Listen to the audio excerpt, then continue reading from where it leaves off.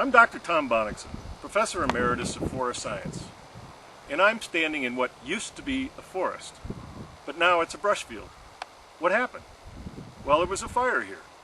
A fire that burned down the forest because it was overcrowded with trees. And then no one came in on this government land and removed the dead trees so that we could pay to replant the forest. So what do we have? We have a brush field.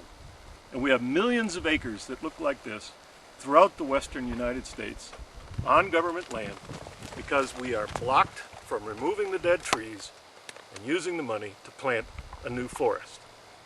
So we're losing our forests. But we could have our forests back again if we acted swiftly. While the trees are fresh and can be turned into wood products and the money used to plant the new forest. And that's what was done over there. A new forest was planted with the money from removing the dead trees. And that's the hope for the future over there. It's a beautiful forest that is now bringing back into those trees all the carbon that was lost in the forest fire.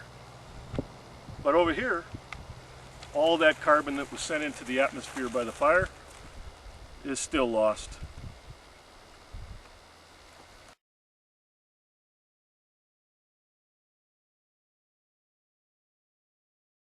My name is Dr. Tom Bonnickson.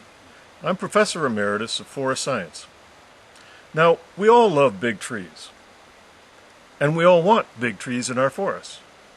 So how do we get big trees? Well, we don't do it by leaving our forests alone. Because what happens when you leave a forest alone and protect it is that it grows thicker and thicker and thicker. Perhaps 500 trees per acre, when it should have had 50 to 70, which means each individual tree has less room to grow. I'll give you an example. How old do you think this tree is? It's pretty good size. It's 11 years old. How old do you think this tree is? It's very small. It's 97 years old. What happened? The tree that's large and young grew large because it had room to grow. The other tree, which is much older, had very little room to grow and is much smaller. What's the lesson? The lesson is, if you want big trees, you can't have a thick forest. An unhealthy forest, you have to have an open forest where the trees have room.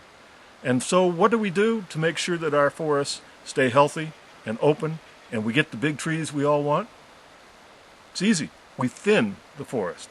And where I'm standing is a good example of what we could do. This is a nice tree, but it could be much bigger. Why? Because if we remove the tree back here that is crowding this tree, we would give it more room to grow. It could grow faster and stay healthier and become the big tree we all want to see. This is what we should do in our forests. Keep them thinned, keep them healthy, get the big trees back that we all want, and protect our forests from insects, disease, wildfires, and have what we've lost, which is our big trees, open and beautiful forests. The solution is simple. Keep our forests healthy by keeping our forests thinned.